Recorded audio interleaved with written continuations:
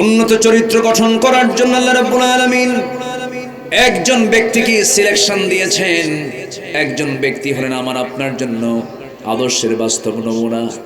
আল্লাহ রাব্বুল আলামিন সূরাতুল আহজাবের 21 নম্বর আয়াতে বলছেন, লাকাদ কানা লাকুম ফি রাসূলিল্লাহি উসওয়াতুন হাসানাহ লিমান কানা ইয়ারজুল্লাহা ওয়াল ইয়াওমাল আখির ওয়া যাকারাল্লাহা কাসীরা। তোমাদের জন্য উত্তম আদর্শের বাস্তব নমুনা কেউ নন, একজন ব্যক্তি, তিনি হচ্ছেন জনাবে মুহাম্মদুর রাসূলুল্লাহ সাল্লাল্লাহু আলাইহি সাল্লাম। তোমাদের উত্তম আদর্শের বাস্তব নমুনা। কোথাও যেতে হবে না, এই মহামানবকে তুমি ফলো করো, যার সম্মান, যার মর্যাদা আল্লাহ রাব্বুল আলামিন কত দিয়েছেন। দেখেন আল্লাহ পাক তাকে ডাক দিচ্ছেন সূরা আহজাবের 45 নম্বর আয়াতে আল্লাহ রাব্বুল আলামিন বলছেন, যেখান থেকে তেলাওয়াত দিয়ে শুরু করেছি, ইয়া আইয়ুহান নাবিয়্যু ইন্না আরসালনাকা শাহিদাও ওয়া মুবাশশিরাও ওয়া নাযীরাও ওয়া দাঈয়ান ইলাল্লাহি বিইذনিহি ওয়া সিরাজাম মুনীরা। জোরে বলুন আল্লাহু আকবার। হে আমার নবী, হে আমার রাসূল, আমার আল্লাহ এত বড় রব, আমার নবী কি তার আসন থেকে রাসূলকে কখনো নাম ধরে সম্বোধন করেন নাই? যে কোরআন তার শানে নাজিল হলো, সূরা ফাতিহা থেকে শুরু করে নিয়ে সূরা নাস পর্যন্ত আপনি সার্চ দিয়ে দেখবেন, অন্যান্য নবীকে আল্লাহ রাব্বুল আলামিন হরফে নিদা প্রয়োগ করে ডাক দিয়েছেন, ওয়ামা তিলকা বিয়ামিনিকা ইয়া মূসা ইয়া ইয়াহইয়া খুযিল কিতাবা বিকুওয়া ইয়া ইয়াহইয়া ইয়া যাকারিয়া ইয়া ইব্রাহিম ইয়া আদম উসকুন আনতা ওয়া যাওজুকাল জান্নাহ। সব নবীকে আল্লাহ রাব্বুল আলামিন নাম ধরে ডাকলেন, কিন্তু একটা বারের জন্য গোটা কোরআন কোথাও খুঁজে পাবেন না আমার নবীকে আল্লাহ একটা বার নাম ধরে ডেকেছে। জোরে বলি সুবহানাল্লাহ। আমার নবীর শান কত, আমার নবীর মান কত, আমার নবীর মর্যাদা কত। আল্লাহ পাক যেখানে তার নামটা নিয়েছেন সেখানে অ্যাডজেক্টিভ প্রয়োগ করেছেন, মুহাম্মাদুর রাসূলুল্লাহ والذين معه أشداء على الكفار رحماء بينهم تراهم ركعا سجدا يبتغون فضلا من الله ورضوانا سيماهم في وجوههم من أثر السجود. জোরে বলুন আল্লাহু আকবার। আরেক জায়গায় বলছেন, ওয়ামা মুহাম্মাদুন ইল্লা রাসূল ক্বাদ খালাত মিন ক্বাবলিহির রাসূল। আরেক জায়গায় ডাক দিচ্ছেন, ইয়া আইয়ুহাল মুসাম্মিল কুমিল লাইলা ইল্লা কালিলান নিসফাহু আও ইনকুস মিনহু কালিলান আও জিদ আলাইহি ওয়া তিলিল কুরআন তারতিলা। জোরে বলুন আল্লাহু আকবার। আরেক জায়গায় বলছেন, ইয়া আইয়ুহাল মুদ্দাসসির কুম ফাআনযির ওয়া রাব্বাকা ফাকাব্বির ওয়া সিয়াবাকা ফাতাহহির ওয়ার রুজজা ফাহাজুর। কোথাও আল্লাহ পাক তাকে নাম ধরে ডাকলেন না, আরেক জায়গায় ডাক দিচ্ছেন, ইয়া আইয়ুহার রাসূল বাল্লিগ মা উনজিলা ইলাইক। সূরা আহজাবের 45 নম্বর আয়াতে ডাক দিচ্ছেন, ইয়া আইয়ুহান নাবিয়্যু ইন্না আরসালনাকা শাহিদাও ওয়া মুবাশশিরাও ওয়া নাযীরাও ওয়া দাঈয়ান ইলাল্লাহি বিইذনিহি ওয়া সিরাজাম মুনীরা। জোরে বলুন আল্লাহু আকবার। হে আমার নবী, আমি আপনাকে সাক্ষী করে, সুসংবাদদাতা করে, ভীতি প্রদর্শনকারী করে, দায়ী করে, প্রদীপ্ত আলোকিত করে আমি আপনাকে দুনিয়াতে পাঠিয়ে দিয়েছি। হে রাসূল, আমি আপনাকে সম্মান দিয়েছি, আপনি মুমিনদেরকে সংবাদ দেন, আপনি মুমিনদেরকে জান্নাতের কথা জানিয়ে দেন, আমার ফজিলতের কথা জানিয়ে দেন। আমার আল্লাহ তাআলা তার রাসূলকে তো সম্মান দিয়েছেন। এত সম্মান দেওয়ার মূল কারণ অন্য কিছু নয়, আল্লাহ রাব্বুল আলামিন তার রাসূলকে এত মর্যাদা দিয়েছেন, এই জন্য মর্যাদা দিয়েছেন তাকে এই পৃথিবীতে তার পরের আসনে এই দুনিয়াতে আল্লাহ রাব্বুল আলামিন তাকে পাঠিয়ে দিয়েছেন। জোরে বলি সুবহানাল্লাহ। তার দায়িত্বটা কি? রাসূলকে কোন দায়িত্ব দিয়ে পাঠানো হয়েছে? হুয়াল্লাযী আরসালা রাসূলাহু বিল হুদা ওয়া দীনিল হাক্কি লিইয়ুযহিরাহু আলাদ-দীনি কুল্লিহি ওয়া কাফা বিল্লাহি শাহীদা ওয়ালাউ কারিহাল মুশরিকুন। জোরে বলুন আল্লাহু আকবার। সেই নবী হলেন আমার নবী, সেই রাসূল হচ্ছেন আমার রাসূল। যুবকরা শোনো, তোমার জন্য আজকে আমার আলোচনার সাবজেক্ট এই দিকেই চলে গেল। দেশ গড়েছ, পরিবর্তন এনেছ, 16ই ডিসেম্বর আজকে 5 অগাস্ট এনেছ। এই বিজয়কে ধরে রাখার জন্য সবচেয়ে বড় অস্ত্র হলো অন্য কিছু নয়, উন্নত চরিত্র। উন্নত চরিত্র গঠন করার জন্য পৃথিবীর কোথাও যাওয়া লাগবে না। কে বলেছে পুঁজিবাদের শান্তি? কে বলেছে সমাজতন্ত্রের শান্তি? কে বলেছে জাতীয়তাবাদের শান্তি? কে বলেছে সেকুলারিজমের শান্তি? পৃথিবীর কোন ধ্বজা, পৃথিবীর কোন ধ্বজাধরী, কোন তন্ত্র মন্ত্রিজমকে তুমি পাত্তা না দিয়া ইসলামকে গ্রহণ করে ইসলামের যিনি সম্পূর্ণ সৌন্দর্য উপস্থাপন করেছেন যে রাসূল, সে রাসূল হবে তোমার জীবনের একমাত্র আদর্শ। ঠিক কিনা? রাসূলকে তুমি যদি ফলো করতে পারো, তার যদি ইত্তেবা করতে পারো, আল্লাহ রাব্বুল আলামিন সুন্দর করে বলছেন, মা আতাকুমুর রাসূলু ফাখুযুহু ওয়া মা নাহাকুম আনহু ফান্তাহু।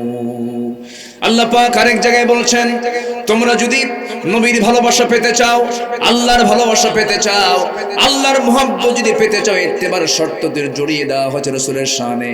ইন কুনতুম তুহিব্বুনাল্লাহা ফাত্তাবিউনি ইউহিব্বুকুমুল্লাহু ওয়া ইয়াগফির লাকুম যুনুবাকুম ওয়াল্লাহু গফুরুর রহিম। জোরে বলুন আল্লাহু আকবার। কি মুহাম্মদ সে वफा तूने तो हम तेरे है, ये है जहाँ चीज है किया लौह कलम तेरे है। মুহাম্মদকে যদি ভালোবাসো, ভালোবাসা পাবে আমার। লৌহ কলম লভিবে তোমরা মাটির পৃথিবীর সেকম ছাড়, দুনিয়াও পাবে আখিরাত পাবে। শর্ত হলো জীবনের সকল কিছুর চাইতে রাসূলকে বেশি ভালোবাসবে এবং তার আনুগত্য করবে। জোরে বলি সুবহানাল্লাহ। সেই নবীর জীবন থেকে আমি কিছু কথা বলতে চাচ্ছি।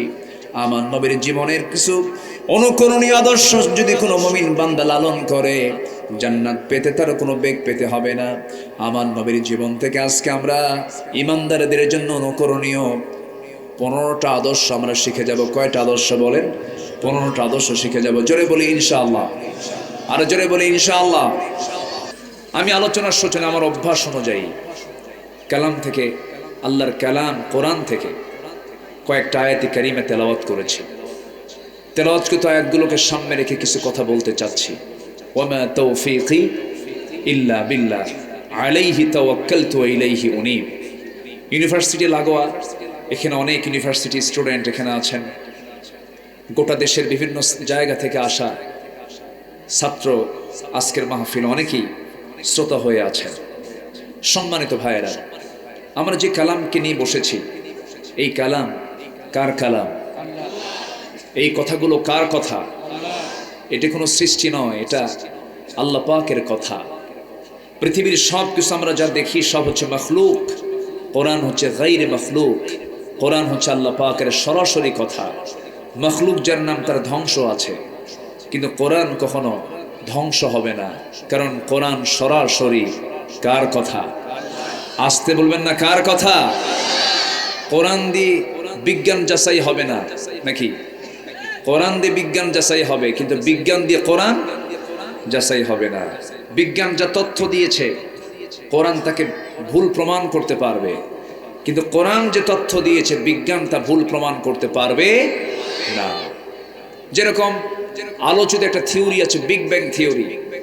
এই বিগ ব্যাং থিওরি হালে বিজ্ঞান প্রমাণ করেছে, কিন্তু আজ থেকে ১৫০০ বছর আগে আল্লাহ রাব্বুল আলামিন এই বিগ ব্যাং থিওরির কথা অনেক আগেই বলে দিয়েছেন।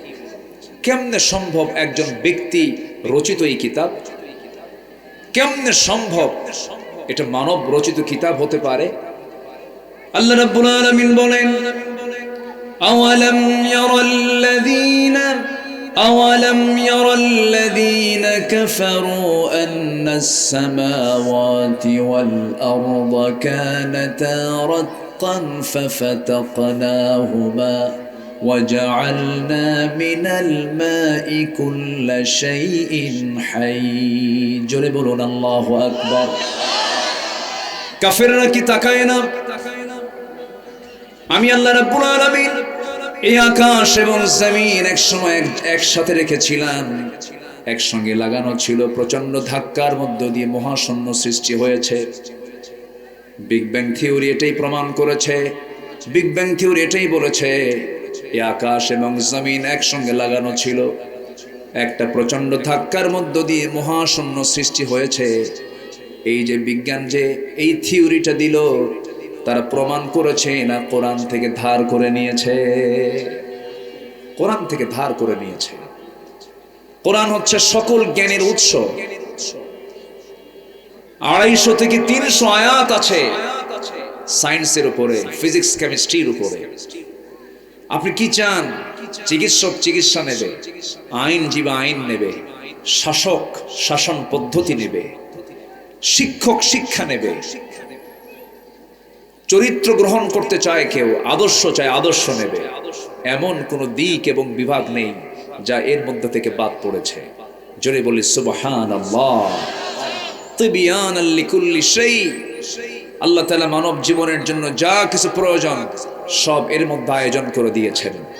কিন্তু দুঃখজনক হলো সত্য, 18 কোটি তৌহিদি জনতার এই বাংলাদেশের অধিকাংশ মুসলমান কোরআন তো বোঝা দূরের কথা, কোরআনটা সহি করেই পড়তে পারে না, যা নামাজের জন্য ফরজ জরুরি।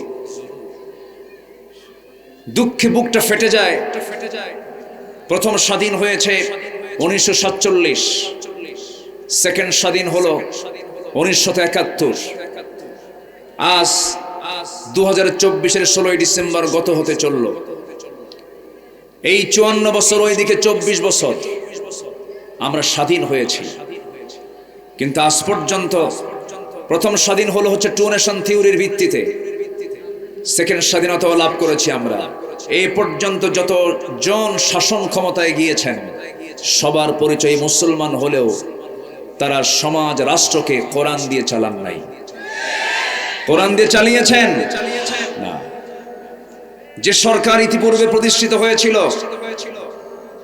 নামাজের সরকার প্রতিষ্ঠিত হয়নি। আমার দেশ কেউ চালিয়েছে এই 54 বছরে, কেউ 25 বছর, কেউ 16 বছর, কেউ 9 বছর, কেয়ারটেকার গভর্নমেন্ট কেউ কেউ চালিয়েছেন কয়েক বছর।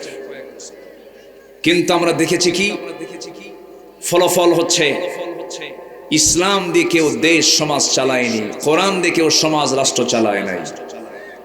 আমাদের সব দেখা শেষ। জাতি গঠন করার জন্য আমরা আগামীতে দেখতে চাই কোরআনের দেশ, ইসলামের দেশ। রাজি আছেন কারা কারা? হাত উঁচু করে দেখান মুসলমান।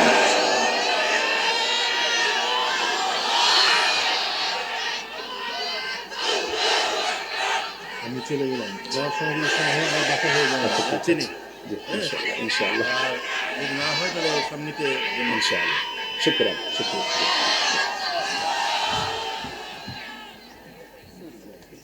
জি, সম্মানিত ভাইয়েরা, সম্মানিত বন্ধুগণ, সূর্যের মালিক কে?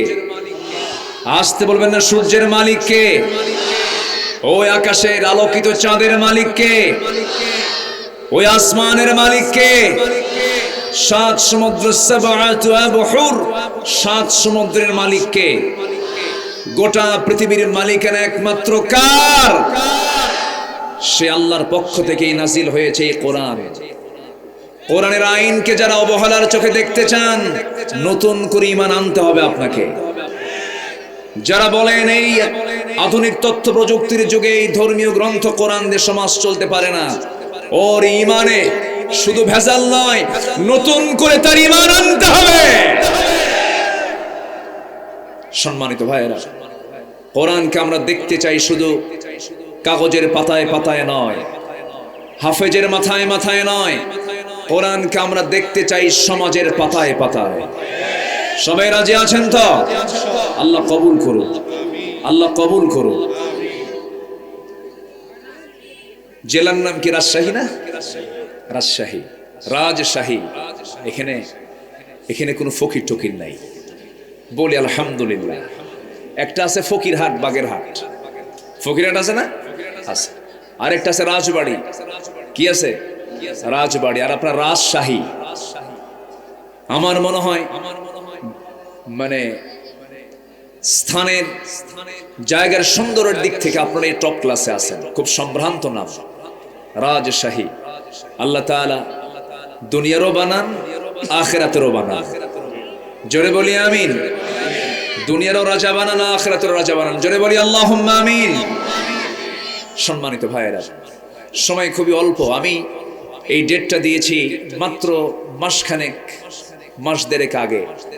বললাম আমার রাতে তো সময় নেই, আমাকে আরেকটা প্রোগ্রামে অ্যাটেন্ড করতে হবে। মাগরিব পরে, মাগরিব থেকে সালাতুল ইশা পর্যন্ত আমি পারবো। তো বললো তাই হোক, আপনি সেই সময় আসেন। আমি তো খুবই আশ্চর্য হলাম, যেই সময় এত মানুষ আপনারা হাজির হয়েছেন, জায়গা পাচ্ছেন না কেউ দাঁড়িয়ে। ঝুলে থেকে সাদে, ওই যে সাদে, সাদে ঝুলে থেকে বিভিন্ন জায়গায় দাঁড়িয়ে দাঁড়িয়ে কোরআন শুনতেছেন। এবং দুটো পর্দা পিছনে লাগানো আছে, পর্দায় অনেকে দেখছেন। এই যে আপনাদের অংশগ্রহণ প্রমাণ করে। এবং মাহফিলে যুবকদের উপস্থিতি বেশি, আমি লক্ষ্য করছি। যুবকরা তোমরাই সবকিছু করতে পারবে। আমি তো ভাবছিলাম মনে হয় যুবকরা মনে হয় শেষই হয়ে গেল। ডিভাইস আসক্ত, মাদকাসক্ত, ইয়াবা আসক্ত, সব মনে হয় ওরা শেষ হয়ে গেছে। কিন্তু জাতে মাতাল, তাহলে ঠিক একদম 45 মিনিট গুনে গুনে টাইম বেঁধে দিয়েছিল, ঠিক কি না? এবং দুপুরে লাঞ্চটা করেছিল গণভবনে। রান্না হয়েছে একজনের, রান্না খেয়েছে আমার সন্তানরা গিয়ে, ঠিক কি না? যুবকরা তোমরাই পারবে সবকিছু, শুধু উন্নত চরিত্র দরকার। কি চরিত্র দরকার? উন্নত চরিত্র দরকার। অবৈধ রিলেশন করা যাবে না। বিবাহ পূর্ব ওয়ালা মুত্তাখিদি আখদান ওয়ালা মুত্তাখিদাতি আখদান, গোপন গোপন নোংরামি, ভাইভার, ইমো, লাইন, মেসেঞ্জার, হোয়াটসঅ্যাপ, ঘন ঘন ওই জায়গায় হি মারা যাবে না। কি কথা কি বোঝা গেল? এইগুলো করা যাবে না। আল্লাহ পাক এগুলোকে হারাম করে দিয়েছেন। কিছু কিছু ছেলে আছে দেখবেন গার্লস স্কুলের সামনে যায় ইতিমের মতো বসে থাকে, মনে হয় মাও নাই বাপও নাই, আছে না নাই? এগুলো সব হলো লস প্রজেক্ট। কি প্রজেক্ট? Loss project. উন্নত চরিত্র গ্রহণ করো, তোমার জন্য জান্নাতের হুর অপেক্ষা করছে। জোরে বলি সুবহানাল্লাহ, আরো জোরে সুবহানাল্লাহ। সে হুরগুলো এত সুন্দরী। আল্লাহ তাআলা সূরা রহমানের ভিতরে বিভিন্ন জায়গায় হুরের গল্প করেছেন। হুরের গল্পগুলো কোরআন থেকে শিখে নিবা, পড়বা, দেখবা। পৃথিবীর আর কোনো নারীর দিকে তোমার সেই পরিমাণ আসক্তি আসবে না। কোরআন যত ডিপলি পড়বে, কোরআনের মায়ায় পড়ে, কোরআনের আকর্ষণে পড়ে, পৃথিবীর কোনো আকর্ষণ তোমাকে আর কোরআনের আকর্ষণ থেকে ছিটকিয়ে নিতে পারবে না। তোমার দৈনন্দিন সম্পর্ক থাকবে হলো কিসের সাথে? কোরআনের সাথে। আমার বন্ধুগণ, উন্নত চরিত্র গঠন করার জন্য আল্লাহ রাব্বুল আলামিন একজন ব্যক্তিকে সিলেকশন দিয়েছেন। একজন ব্যক্তি হলেন আমার আপনার জন্য আদর্শের বাস্তব নমুনা। আল্লাহ রাব্বুল আলামিন সূরাতুল আহজাবের 21 নম্বর আয়াতে বলছেন, লাকাদ কানা লাকুম ফি রাসূলিল্লাহি উসওয়াতুন হাসানাহ লিমান কানা ইয়ারজুল্লাহা ওয়াল ইয়াওমাল আখির ওয়া যাকারাল্লাহা কাসীরা। তোমাদের জন্য উত্তম আদর্শের বাস্তব নমুনা কেউ নন, একজন ব্যক্তি, তিনি হচ্ছেন জনাবে মুহাম্মদুর রাসূলুল্লাহ সাল্লাল্লাহু আলাইহি সাল্লাম তোমাদের উত্তম আদর্শের বাস্তব নমুনা। কোথাও যেতে হবে না, এই মহামানবকে তুমি ফলো করো, যার সম্মান যার মর্যাদা আল্লাহ রাব্বুল আলামিন কত দিয়েছেন। দেখেন আল্লাহ পাক তাকে ডাক দিচ্ছেন সূরা আযাবের 45 নম্বর আয়াতে আল্লাহ রাব্বুল আলামিন বলছেন, যেখান থেকে তেলাওয়াত দিয়ে শুরু করেছি, ইয়া আইয়ুহান নাবিয়্যু ইন্না আরসালনাকা শাহিদাও ওয়া মুবাশশিরাও ওয়া নাযীরাও ওয়া দাঈয়ান ইলাল্লাহি বিইذনিহি ওয়া সিরাজাম মুনীরা। জোরে বলুন আল্লাহু আকবার। হে আমার নবী, হে আমার রাসূল, আমার আল্লাহ এত বড় রব, আমার নবী কি তার আসন থেকে রাসূলকে কখনো নাম ধরে সম্বোধন করেন নাই? যে কোরআন তার শানে নাজিল হলো, সূরা ফাতিহা থেকে শুরু করে নিয়ে সূরা নাস পর্যন্ত আপনি সার্চ দিয়ে দেখবেন, অন্যান্য নবীকে আল্লাহ রাব্বুল আলামিন হরফে নিদা প্রয়োগ করে ডাক দিয়েছেন, ওয়ামা তিলকা বিয়ামিনিকা ইয়া মূসা ইয়া ইয়াহইয়া খুযিল কিতাবা বিকুওয়া ইয়া ইয়াহইয়া ইয়া যাকারিয়া ইয়া ইব্রাহিম ইয়া আদম উসকুন আনতা ওয়া যাওজুকাল জান্নাহ। সব নবীকে আল্লাহ রাব্বুল আলামিন নাম ধরে ডাকলেন, কিন্তু একটা বারের জন্য গোটা কোরআন কোথাও খুঁজে পাবেন না আমার নবীকে আল্লাহ একটা বার নাম ধরে ডেকেছে। জোরে বলি সুবহানাল্লাহ। আমার নবীর শান কত, আমার নবীর মান কত, আমার নবীর মর্যাদা কত। আল্লাহ পাক যেখানে তার নামটা নিয়েছেন সেখানে অ্যাডজেক্টিভ প্রয়োগ করেছেন, মুহাম্মাদুর রাসূলুল্লাহ والذين معه أشداء على الكفار رحماء بينهم تراهم ركعا سجدا يبتغون فضلا من الله ورضوانا سيماهم في وجوههم من أثر السجود। জোরে বলুন আল্লাহু আকবার।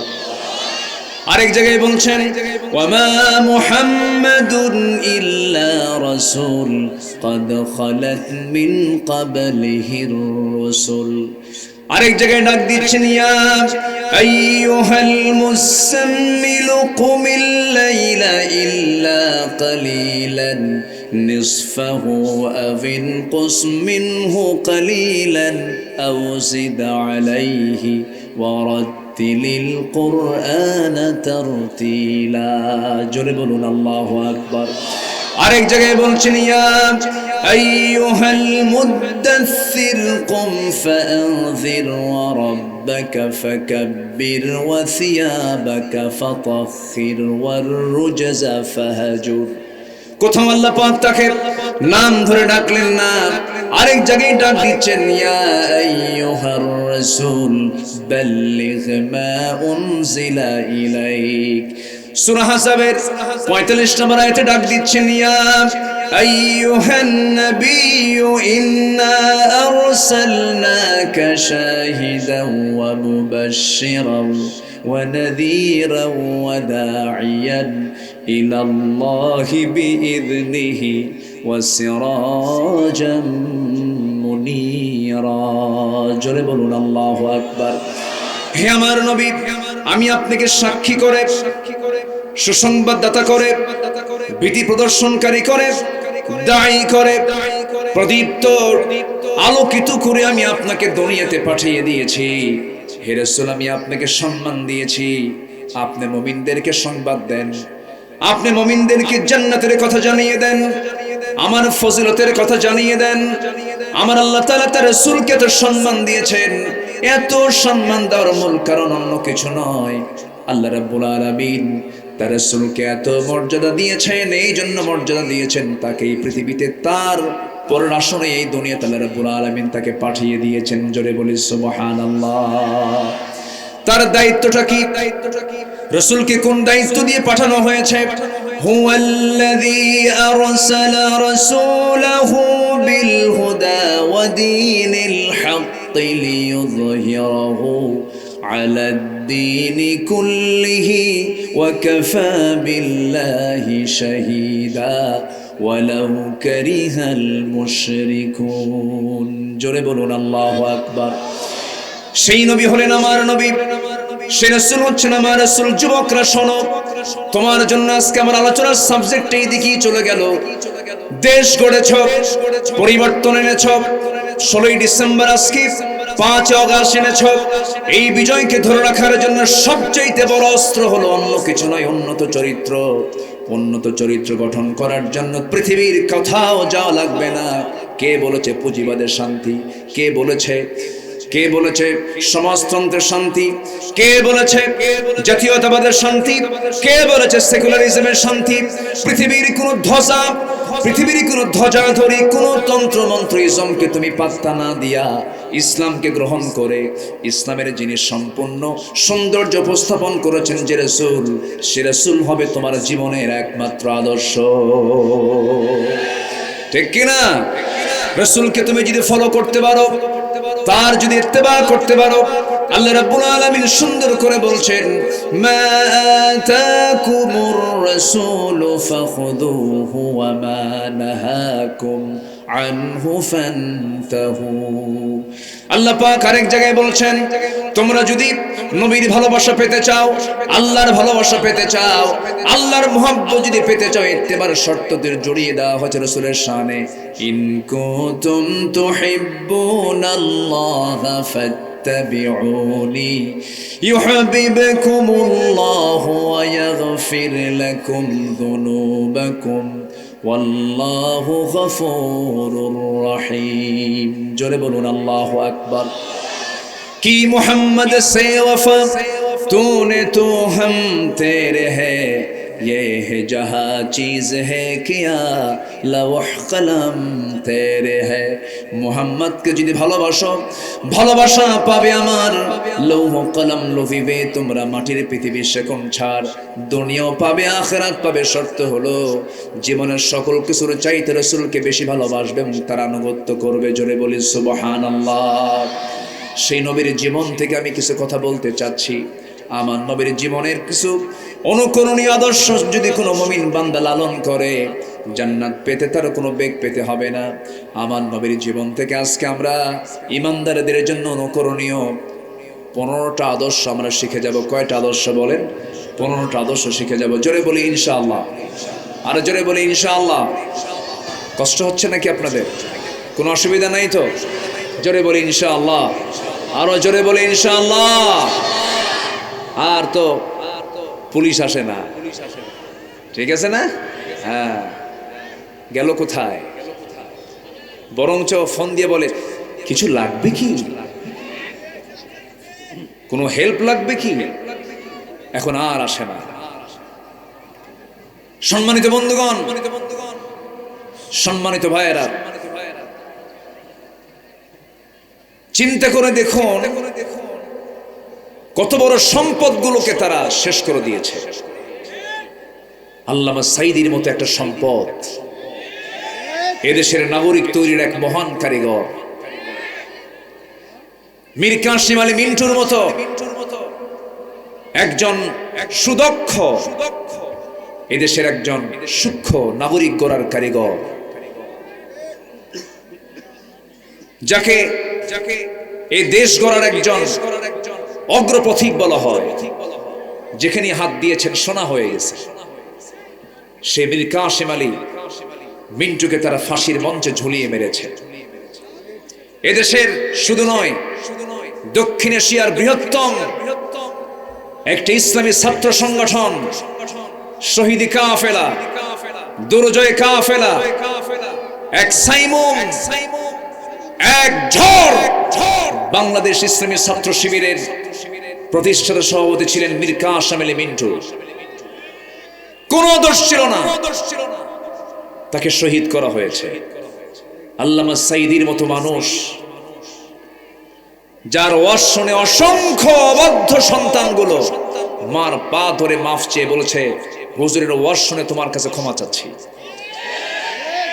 সেই আল্লামা সাঈদ রাহিমাহুল্লাহকে গত 2023 সালের 13ই আগস্টে চিকিৎসার নাম করে সুস্থ মানুষকে হসপিটাল থেকে জোরপূর্বক প্রিজন ভ্যানে করে বুড়া মানুষ দাঁড়ায় দাঁড়ায় সেখান থেকে তাকে নিয়ে আসা হয়েছে হলো হসপিটালের শাহবাগে। হসপিটালে চিকিৎসার নামে তাকে হসপিটালাইজড করে ভর্তি করে পরিকল্পিতভাবে সাজানো নাটক তৈরি করে বিষ প্রয়োগ করে আবু হানিফা রাহমাতুল্লাহ আলাইহির মতো পয়জনিং করে তাকে পরিকল্পিতভাবে একটি মহল হত্যা করেছে, শহীদ করেছে। আমরা এই তাফসীর মাহফিলের প্ল্যাটফর্ম থেকে তারই তৈরি করে এগুলো প্ল্যাটফর্ম, তার এই তাফসীর মাহফিলের এই তৈরি করা প্ল্যাটফর্ম থেকে স্পষ্টভাবে জানান দিতে চাই, যেই কুচক্রী মহল এই কিংবদন্তি আল্লামা সাঈদীর হত্যার পরিকল্পনা করেছে, যারা অবিলম্বে তাদেরকে গ্রেফতার করে চূড়ান্ত শাস্তি নিশ্চিত করুক, ফাঁসির মঞ্চে ঝুলিয়ে মারা দরকার। রাজি আছেন কারা কারা? হাত উঁচু করে দেখান মুসলমান।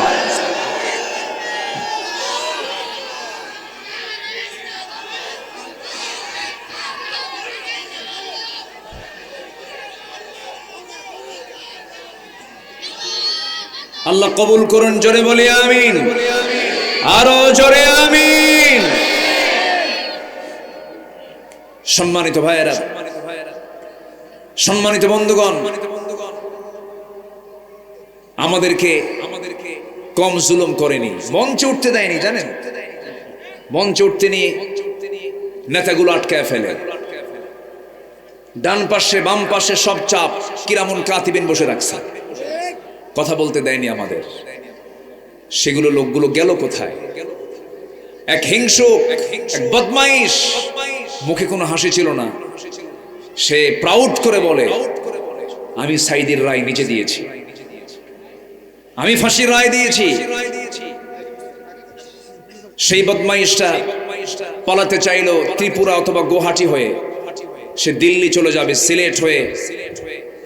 পালানোর পথে সিলেটবাসী তাকে অত্যন্ত সুন্দর আপ্যায়ন করেছে, কলার পাতা সইতে দিছিল, এরপর কোর্টে হাজিরার সময় খুব সুন্দর আপ্যায়ন করেছে, বিসি আউট করে দিছে। কি ঠিক কি না? সম্মানিত বন্ধুগণ, লজ্জায় মাথা নিচু হয়ে যায়। এদেশের একজন শীর্ষস্থানীয় ধনী, বেক্সিমকো গ্রুপের একজন মালিক, চেহারা তো মাশাআল্লাহ ফেরেশতা ফেল, সূরতে জিবরাইল, সিরাতে শয়তান। পালানোর জন্য চেষ্টা করলো, অনেক চেষ্টা করেছে। টাকা দিয়ে সব হয়? আজ থেকে টাকা দিয়ে সব হয়? ওরা ভেবেছিল টাকা দিয়ে আর ক্ষমতা দিয়ে সব হয়। টাকা দিয়েও কিছু হয় না, ক্ষমতা দিয়েও কিছু হয় না। সাহায্য লাগে কার? সাহায্য লাগে কার? আজকে টাকা এবং ক্ষমতা ভ্যালুলেস, তার বড় প্রমাণ হলো এই বিগত ঘটনাগুলি। সালমান এফ রহমান পালানোর জন্য চেষ্টা করলেন, মাথার চুল কালো বানালেন, মুখের সুন্দর রাসূলের সুন্নাহ দাড়ি কাটলেন, আর আমাদের বলেন আমরা নাকি ধর্মের ব্যবসা করি। ধর্মের ব্যবসায়ী তারাই চ্যাম্পিয়ন, যারা প্রয়োজনে দাড়ি রাখে, প্রয়োজনে দাড়ি কাটে। নির্বাচন আসলে পরে বলে মদিনার সনদে দেশ চালাবো, কিন্তু নির্বাচন চলে গেলে বলে না, মদিনার সনদে, মোদির সনদে তারা দেশ চালিয়েছে। নির্বাচন আসলে পরে মাথায় পট্টিদা লাগাতো, নির্বাচন চলে গেলে সেই কপালে তিলক লাগাতো। ধর্মের ব্যবসা আমরা করি না। সম্মানিত বন্ধুগণ, শেষ পর্যন্ত পাঞ্জাবিটাও খুললো, গেঞ্জি পরলো, পাজামা খুলে লুঙ্গিটা পরলো, বন্ধু একখান নিয়া নৌকায় চললো। পার হতে পারলো না, ভিড়লো না নৌকা। কোস্টগার্ড ধরে ফেলে আইনমন্ত্রীকে বলে, স্যার চিনছি আপনাকে, চলেন থানায় চলেন। আইনমন্ত্রীকে আমি কি একা আসছি? আমি তো জামাতের সাথে আসছি। কিসের সাথে? জামাতের সাথে। আমি তো একসাথে আসছি, আমি তো একা আসি নাই, ইনফেরাদি আসি না, আমি ইজতেমাই এসেছি, আমি জামাতের সাথে এসেছি। কে ওটা? কই যে দেখো, ভালো করে দেখো, কে লোকটা চেনা যায় না তো, মাথার চুল কালো, মুখে দাড়ি নাই, লোকটা কে? কে ভালো করে দেখো, ওটাই দরবেশ। সম্মানিত বন্ধুগণ, জালিমদের ন্যাংটা করে দিয়েছেন, উলঙ্গ করে দিয়েছেন, তিনি আমার কে? আসতে বলবেন না, তিনি আমার কে? আল্লাহ পাক। আজকে আমরা উন্মুক্ত প্ল্যাটফর্মে কথা বলছি, বলি আলহামদুলিল্লাহ। এখন যুবকদের জন্য দরকার হলো অনুন্নত চরিত্র না উন্নত চরিত্র? হুসনে খুলক। আমার নবীজির 15টা আদর্শ নিয়ে আমি আজকে একটু কথা বলবো। সময় দিচ্ছেন তো নাকি? একটু, খুব কম সময় আমি আর কথা বলার সুযোগ পাবো, আজান হয়ে গেছে, এটাও একটা লক্ষণীয়। নাম্বার 1, আমার নবীজির দাওয়াত ছিল খুব প্রজ্ঞার সাথে এবং উত্তম পন্থায়। নবীজির দাওয়াতের দিকটা ছিল হলো, তিনি দাওয়াত দিয়েছেন প্রজ্ঞার সাথে, হিকমতের সাথে এবং উত্তম পন্থায়। খুব সুন্দর পন্থা তিনি অবলম্বন করে মানুষকে দাওয়াতে কাজ করেছেন। এই দাওয়াতের এখন প্রচার প্রসার দরকার, কম না বেশি? বেশি। আল্লাহ রাব্বুল আলামিন রাসূলকে অর্ডার দিচ্ছেন, উদউ ইলা সাবিলি রাব্বিকা বিল হিকমাতি ওয়াল মাউইযাতিল হাসানাহ ওয়াজাদিলহুম বিল্লাতী হিয়া আহসান ইন্না রাব্বাকা হুয়া আ'লামু বিমান দাল্লা আন সাবিলিহি ওয়া হুয়া আ'লামু বিল মুহতাদিন। জোরে বলুন আল্লাহু আকবার। হে রাসূল, আপনি মানুষকে আল্লাহর পথে দাওয়াত দিন প্রজ্ঞার সাথে, যোগ্যতার সাথে, হিকমতের সাথে আপনি দাওয়াত দিন। হিকমত মানে কিন্তু হককে আড়াল করা নয়। প্রজ্ঞার সাথে আপনি দাওয়াত দিন, উত্তম নসিহার মধ্য দিয়ে আপনি দাওয়াত দিন। আমার বন্ধুগণ, এই দাওয়াতের কাজটা হলো একজন ইমানদারের জীবনে প্রথম কাজ। আমরা দাওয়াত দেব, জোরে বলি ইনশাআল্লাহ, আরো জোরে বলি ইনশাআল্লাহ। যুবক, তোমার বাড়ি যেই গ্রামে, সেই গ্রামকে তুমি টার্গেট করো। দেখো তো তোমার গ্রামের কোন ভাইরা নামাজ পড়ে না, তাদের তুমি তালিকা করো, একটা দাওয়াতের টিম গঠন করো, যাও কালিমার দাওয়াত দাও, নামাজের দাওয়াত দাও। অবশ্যই সে দাওয়াত কেন গ্রহণ করবে না? তোমার গ্রামের মাতব্বর, যে মাতব্বরি করে, যে বিচার কার্য ফয়সালা করে, সে নামাজ পড়ে কিনা তা দেখো। যদি নামাজ না পড়ে, তোমরা যুবক একটা টিম গিয়ে বলো, চাচা আপনি আমার গ্রামের মাতব্বর, আপনি নামাজটা পড়ুন, নামাজটা ধরুন। যদি মাতব্বর নামাজটা ধরে তো ভালো কথা, কিন্তু মাতব্বর যদি নামাজ না পড়ে, যুবকরা তোমাদের শক্ত হওয়ার দরকার আছে না নাই? যদি মাতব্বর আপনি যদি নামাজ না পড়েন, আপনার নেতৃত্ব মানব না আমরা, আপনার কোনো বিচার আমরা মানব না। তোমার গ্রামকে তুমি সাজাও।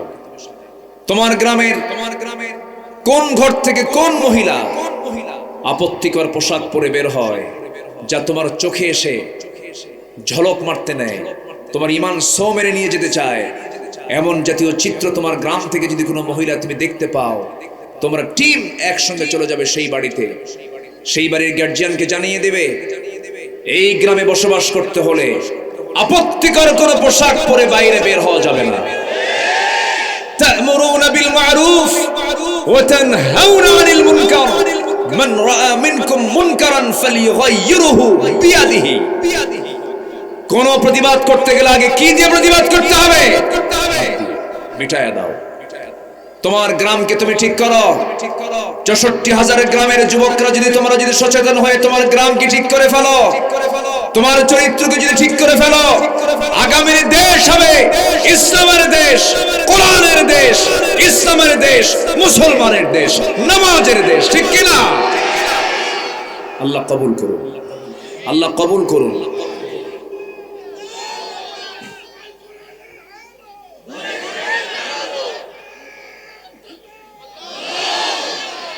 আল্লাহ কবুল করুন, জোরে বলি আমিন, আরো জোরে আমিন। ১ নম্বর হবে, আমরা দাওয়াত দেব। কি দেব? দাওয়াতের জন্য দাওয়াত আগে দরকার না ধৈর্য আগে দরকার? বলেন বলেন বলেন। রাসূল দাওয়াত দিতে গিয়ে কি ফুল পেয়েছেন না পাথর পেয়েছেন? বলেন, ফুল না পাথর? পাথর পেয়েছেন, আহারে রাসূলকে মেরে রক্তাক্ত করে দিয়েছে। আমার নবীজি একদিন আবু জেহেলকে কালেমার দাওয়াত দিতে গেলেন। আবু জেহেল রাসূলকে থাপ্পড় মেরে ভিতরে তুলে নিয়ে চরমভাবে প্রহার করতেছিল। এক পর্যায়ে তরবারি বের করে ফেলেছে। আল্লাহ পাক তার হাতটা অবশ বানায় দিলেন। নবীজি আবু জেহেলের হাত থেকে বেঁচে তিনি ঘর থেকে বের হয়ে আসলেন। তার বন্ধু আবু বকর সিদ্দিক রাদিয়াল্লাহু তাআলা আনহু একদিন তিনি মক্কার মাটিতে জাস্ট ফজরের সময় তিনি কাবার দরজার সামনে গিয়ে সেজদা দিবেন, নামাজ পড়বেন। তিনি এমন সময় উতবা সাইবা মুগীরা গিয়ে সোজা আবু বকরকে ধরে ফেলে জমিনে ফেলে দিয়া মারতে মারতে রক্তাক্ত করে নাকের উপরে উতবা করলো কি, খড়ম জুতা দিয়ে একটা চাপা দিল, ফিনকি দিয়ে রক্ত বের হয়ে গেল, নাক সিটকে রক্ত বের হয়ে গেল। সবাই মনে করেছে আবু বকর বুঝি মারা গেছে, সেন্সলেস হয়ে পড়ে থাকলেন। কিছুক্ষণ পর তার সেন্সটা আসলো। যখন তিনি জ্ঞান ফিরে পেলেন, নিজের চিন্তা না করে মনে মনে চিন্তা করেন, বুঝতে পেরেছি আজকে অতর্কিত হামলা শুরু হয়েছে, রাসূলকে যেন তারা মেরে ফেলে। নিজের বাড়ির দিকে রওনা না দিয়া, নিজের সেফটির কথা চিন্তা না করে, নিজের নিরাপত্তার কথা না চিন্তা করে সোজা চলে গেছেন নবীর দরজায়। দরজায় গিয়ে নক করে বলছেন, ইয়া রাসূলুল্লাহ, আমি আবু বকর, দরজা খুলুন। রাসূল দরজা খুলেই দেখেন রক্তাক্ত তার চেহারা। রাসূল বলছেন, আবু বকর এমন রক্তাক্ত হলো কেন হুজুর? সেজদা দিতে গিয়েছিলাম, ওই উতবা সাহেব আমার নাকটা মোচা করে দিয়েছে।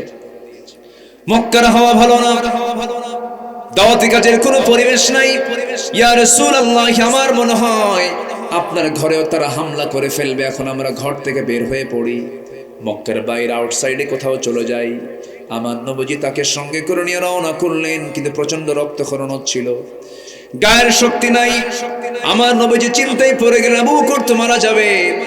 আমার নবীজি উটের দুধ খুঁজলেন, দুম্বার দুধ খুঁজলেন, পেলেন না। মেষের দুধ খুঁজলেন, পেলেন না। সামনে একটা ছাগলের পাল দেখলেন।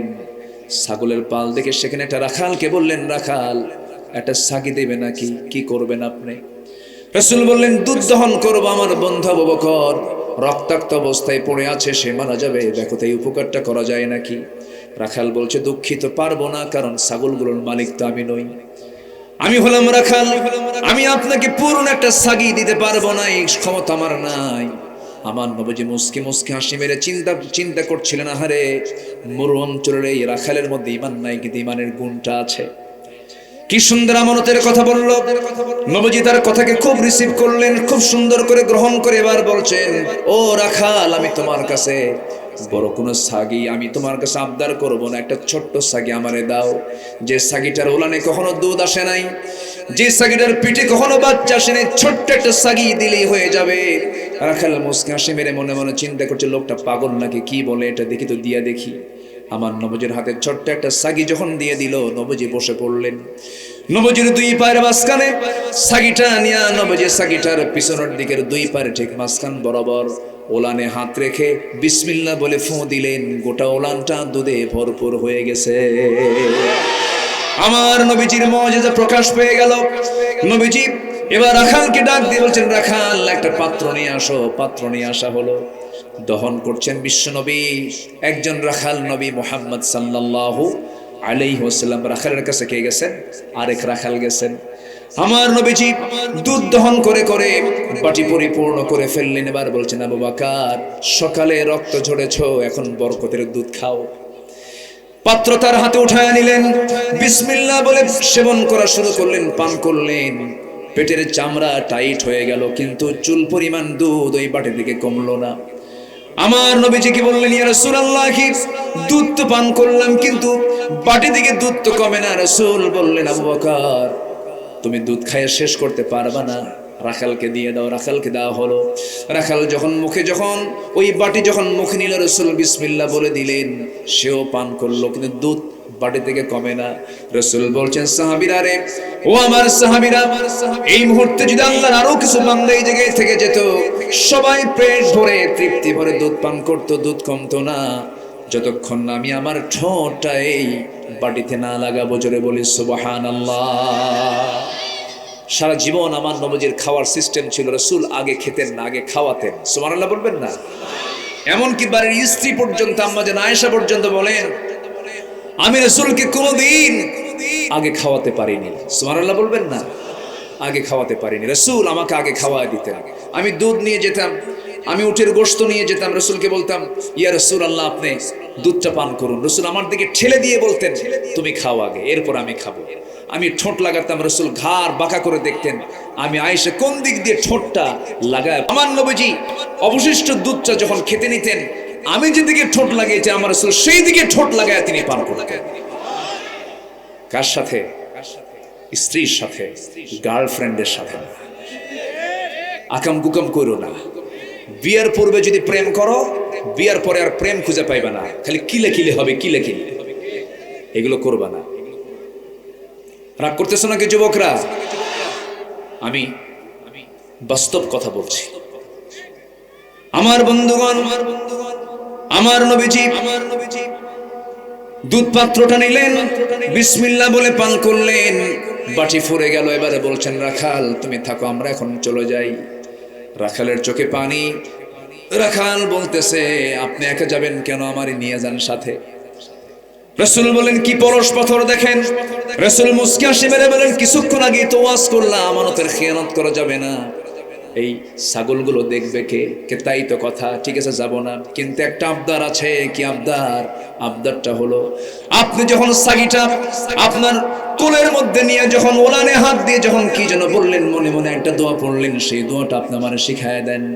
রাসূল বলেন, সেই দোয়া শিখায় তুমি কি করবা? আমি মাঝে মাঝে এই দোয়া পরে ফু দেব আর দুধ খাবো। আমার নবীজি বলেন, শিরকিয়াতের পচা দুর্গন্ধ নিয়ে হাজারবার দোয়া করলে কোনো কাজ হবে না। শিরকিয়াতের পচা দুর্গন্ধ তোমার জীবন থেকে সাফ করে দাও। লাত মানতকে ছেড়ে দাও, উজ্জাকে ছেড়ে দাও, দুনিয়ার সমস্ত শিরককে তুমি ছেড়ে দাও। সঙ্গে সঙ্গে ওই রাখাল আমার নবীর আপাদমস্তক মাথা থেকে পা পর্যন্ত নজর দিয়া বলতেছে, আমার তো সন্দেহ লাগে আপনি মক্কার সেই আব্দুল্লাহর পুত্র মুহাম্মদ বিন আব্দুল্লাহ কিনা। আমি কি দেখতে ভুল করছি নাকি? আমার নবীজি মুস্কি মুস্কি হাসি মেরে বলতেছে, যুবক রে, ভুল দেখো নাই, ভুল দেখো নাই। তুমি আমার সামনে দাঁড়িয়ে তুমি যাকে দেখছো, যাকে তুমি সন্দেহ করছো, আমি সেই আব্দুল্লাহর পুত্র মুহাম্মদ সাল্লাল্লাহু আলাইহি ওয়াসাল্লাম। এই কথা বলা মাত্রই আর রাখালের দেরি হলো না, হাত চাগায় দিয়া নবীর হাতে বায়াত নিয়ে পড়ে ফেললেন, আশহাদু আল্লা ইলাহা ইল্লাল্লাহু ওয়াহদাহু লা শারীকা লাহু ওয়া আশহাদু আন্না মুহাম্মাদান আবদুহু ওয়া রাসূলুহু। হেদায়েতের মালিক কে? আসতে বলবেন, হেদায়েতের মালিক কে? সেই রাখালটা অন্য কেউ নয়, সেই রাখালটা হলো আমার নবীর যত সাহাবী ছিলেন, এই সাহাবীগুলোর মধ্যে সবচেয়ে যিনি হাদিস বেশি জানতেন, কোরআন বেশি জানতেন, আব্দুল্লাহ ইবনে মাসউদ রাদিয়াল্লাহু তাআলা আনহু। সেই রাখাল থেকে এত বড় একজন মুহাদ্দিস হয়ে গেলেন, মুফাসসির হয়ে গেলেন। সারা জীবন তিনি কথা বলেছেন কোরআন দিয়া। একদিন ওমর ফারুকের শাসনামল চলছিল, অন্ধকার রাত্রিতে সাইয়েদনা ওমর ফারুক সামনে পড়ে গেলেন এক কাফেলার নেতৃত্ব নিয়ে। আব্দুল্লাহ ইবনে মাসউদ আসতেছিলেন সামনে, যখন ওমর ফারুক পড়ে গেছেন, অন্ধকার রাত। সাইয়েদনা ওমর ফারুক বলছেন, এই কাফেলা কোন জায়গা থেকে আসে? এই কাফেলা কোন জায়গা থেকে আসে? ভিতর থেকে অন্ধকার রাত্রিতে জবাব আসতেছে, মিন ফাজ্জিল আমিক, মিন ফাজ্জিল আমিক, প্রত্যন্ত অঞ্চল থেকে আসতেছে। কোথায় যাবে? ইলা বাইতুল আতিক, কাবার দিকে যাবে। ওমর ফারুক বলছেন, কোরআন দিয়ে উত্তর দিতেছো, দেখি তো কেমন পারো, আরো প্রশ্ন করব। কি প্রশ্ন বলেন? এবার বলছো, কাফেলার লোকেরা বলো তো কোরআনে কারীমের সবচেয়ে শ্রেষ্ঠ আয়াত কোনটা? আল্লাহু লা ইলাহা ইল্লাহু। সবচেয়ে ব্যাপক অর্থ বহন করে এমন আয়াত কোনটা? ইন্নাল্লাহা ইয়ামুরু বিল আদল ওয়াল ইহসান। এবার ইবনে মাসউদ আবার প্রশ্ন করা হলো তাকে, বলো তো কোরআনের সবচাইতে ভয়ঙ্কর আয়াত কোনটা? ফামান ইয়ামাল মিসকালা যাররাতিন খায়রান ইয়ারাহু ওয়া মান ইয়ামাল মিসকালা যাররাতিন শাররান ইয়ারাহু। আবার বলা হলো কোরআনে কারীমের সবচেয়ে আশাব্যঞ্জক আয়াত কোনটা? কুল ইয়া ইবাদিয়াল্লাযীনা আসরাফু আলা আনফুসিহিম লা তাকনাতু মির রাহমাতিল্লাহ ইন্নাল্লাহা ইয়াগফিরুদ যুনুবা জামিআ। জোরে বলুন আল্লাহু আকবার।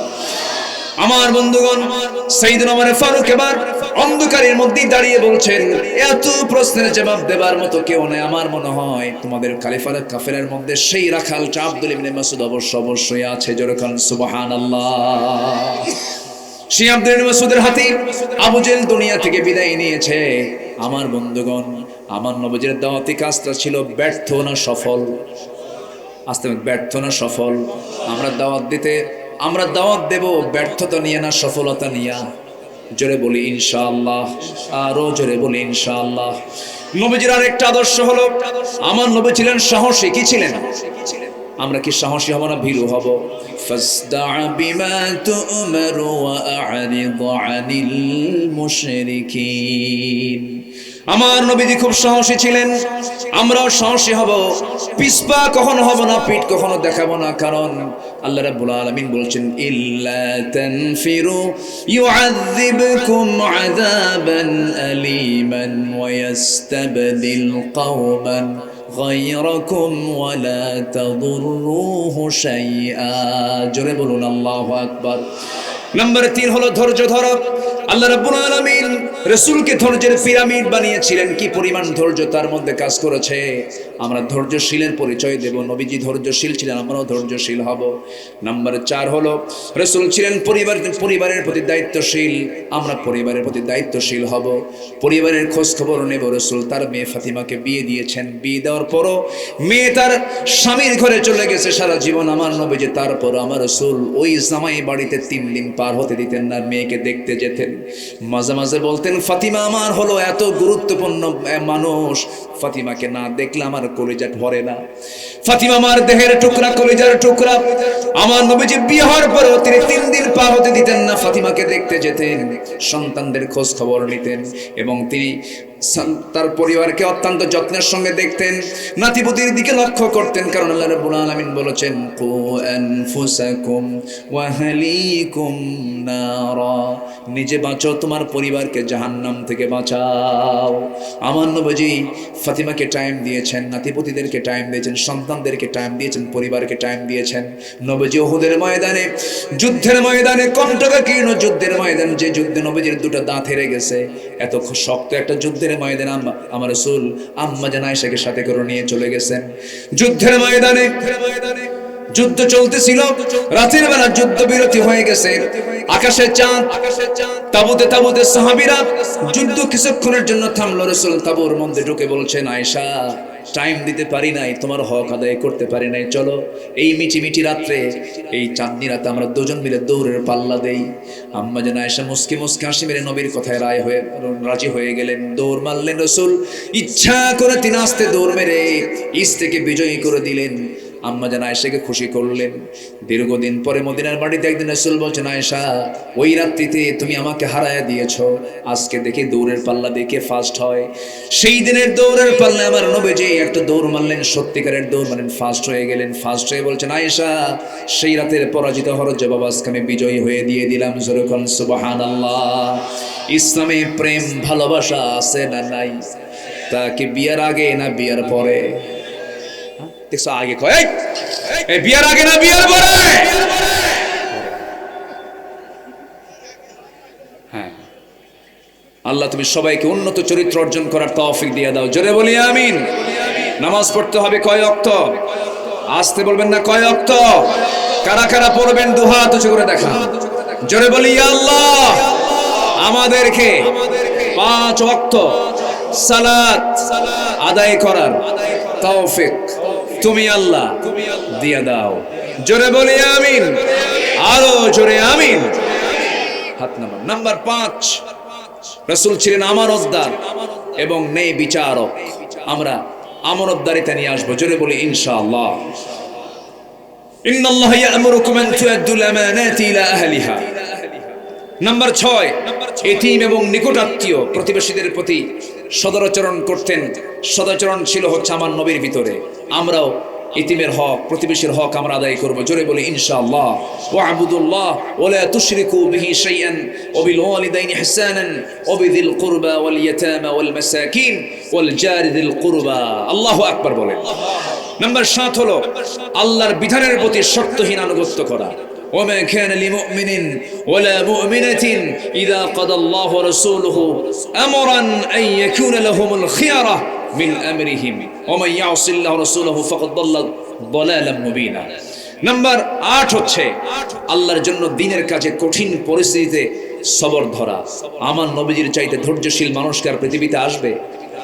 সেই জাবেলে নূর, জাবেলে সূর, উহুদ, খন্দকে আমার নবীজি 4 দিন অনাহারে কোদাল মারতে মারতে আমার নবীজির 4 দিনের না খাওয়া দেহ নিয়া কোদাল মারতে মারতে আমার নবীজির উহুদের ময়দানে দাঁত তিনি হেরেছেন, খন্দকের ময়দানে তিনি কোমর হারিয়েছেন। শেষ জীবনে রাসূল যখন মারা যান, কোমর সোজা করে দাঁড়াতে পারেন না এই খন্দকের পরীক্ষা খননের কারণে। আমার নবীজি শেষ বিদায় যখন তিনি নেন, তখন তার সামনের 2টা দাঁত ছিল না, সেই দাঁত ভেঙে গেছে হলো উহুদের ময়দানে। নবীজির সব সুন্নাহকে মানবেন, কিন্তু নবীজির এই কোমর ভাঙা সুন্নাহ মানবেন না, দাঁত ভাঙা সুন্নাহ মানবেন না। আপনার ভিতরে নবীজির পূর্ণ সুন্নাহ নাই, আপনি কপট, আপনি ভণ্ড, আপনি প্রতারক, ঠিক কি না? সম্মানিত ভাইয়েরা, নাম্বার 9 হলো ঈমানের পথে অবিচল থাকা।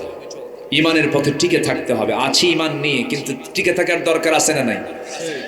ঈমানের পথে অবিচল থেকে আমার মরণ যেন হয়। ঈমানের পথে অবিচল থেকে আমার মরণ যেন হয়। জোরে বলি আমিন। নাম্বার 10 হচ্ছে আল্লাহর প্রতি তাওয়াক্কুল করা। ওমাই ইয়াতাওয়াক্কাল আলাল্লাহ ফাহুয়া হাসবুহ।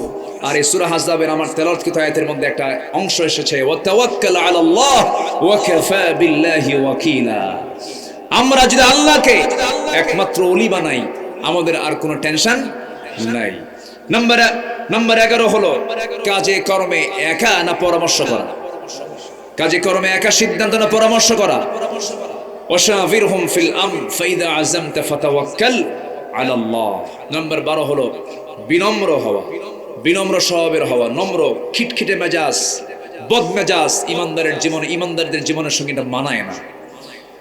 নাম্বার 13 হচ্ছে ক্ষমাশীল হওয়া। আমরা ক্ষমা করতে জানবো, আমরা ক্ষমা করব, আল্লাহ আমাকে ক্ষমা করবেন। ইন্নাকা তুহিব্বুন আল্লাহুম্মা ইন্নাকা আফুউন কারীম তুহিব্বুল আফওয়া ফাআফু আন্না। জোরে বলি আল্লাহুম্মা আমিন। অনেক লম্বা কথা ছিল, আমাকে শর্ট করে বলতে হচ্ছে। নাম্বার 14 হলো কুফুরির প্রতি কঠোর হতে হবে। আশিদ্দাউ আলাল কুফার রুহামাউ বাইনাহুম। আমার দেশের কিছু কিছু নেতার সম্পর্ক হলো ইহুদি খ্রিস্টানদের সাথে খুব বেশি, এমনকি বিয়ে শাদীও আছে। আছে না নাই? আছে না নাই? আল্লাহ বলছেন আশিদ্দাউ আলাল কুফার, কাফের মুশরিকদের সাথে কোনো প্রকার দিলের কোনো সম্পর্ক থাকতে পারে না। মানবতা, মানব জাতি, মানুষ হিসেবে অবশ্যই মানবিক আমরা হব, এতে কোনো সমস্যা নাই। যেরকম রাসূল একটা ইহুদির লাশ আসতে দেখলেন, আমার নবী দাঁড়ায় গেলেন। সাহাবীরা বললেন, ইয়া রাসূলুল্লাহ, আপনি ইহুদির লাশ দেখে দাঁড়ায় যাচ্ছেন কেন? সে তো ইহুদি। রাসূল বলেন, সে ইহুদি হোক, সে কি মানুষ? এতটুকু মানবিক আমরা হব। আচ্ছা, নাম্বার 15 হচ্ছে রুহামাউ বাইনাহুম। রুহামাউ বাইনাহুম অর্থাৎ নিজেদের মাঝে যারা ঈমানদার, যারা মুমিন, তারা পরস্পরে কি হিংসা করবে? এখন হিংসা কমছে না বাড়ছে? একজনের উন্নতি দেখে যার ঘুম হয় না, ওর ঈমানের সমস্যা আছে না নাই? ওর ঈমানের ক্যান্সার হয়েছে। কি হয়েছে বলেন? কি হয়েছে? যার উন্নতিতে, অন্য ঈমানদারের উন্নতিতে যে ঈমানদারের ঘুম নষ্ট হয়, হিংসা হয়, ফেসবুকে লেখে, দুর্নাম করে বেড়ায়। এখন তো ফেসবুক কিছু সাংঘাতিক কিছু লোক আছে, আছে না নাই? আছে না নাই? এটা ফেসবুক সাংবাদিক না, ফেসবুক সাংঘাতিক। কিছু পাইলে হুমকি দেয়, মেরে দেব কিন্তু ফেসবুকে। আছে না নাই? এগুলো বদমাইশ। এগুলো মান সাতারা মুসলিমান সাতারাহুল্লাহু ইয়াউমাল কিয়ামা। তুমি কি জানো আল্লাহ নিজে বলছেন যে ব্যক্তি কোনো মুসলমানের দোষকে আড়াল করবে কিয়ামতের দিন আল্লাহ পাক তার নিজের দোষকে আড়াল করে ফেলবে। ওই বান্দার দোষকে আল্লাহ নিজে আড়াল করবে। এটা কি কম বড় অফার? এই জন্য আমরা চেষ্টা করব পরস্পর যারা ইমানদার আমরা পরস্পরকে বোঝার চেষ্টা করব, তাদের দোষগুলোকে আড়াল করার চেষ্টা করব, বোঝানোর চেষ্টা করব। রুহামা উবাইনাহুম, রহম দিল হব। আল্লাহ পাক আমাদের এই 15টা গুণে গুণান্বিত হওয়ার তৌফিক সবাইকে দান করুন। জোরে বলি আল্লাহুম্মা আমিন।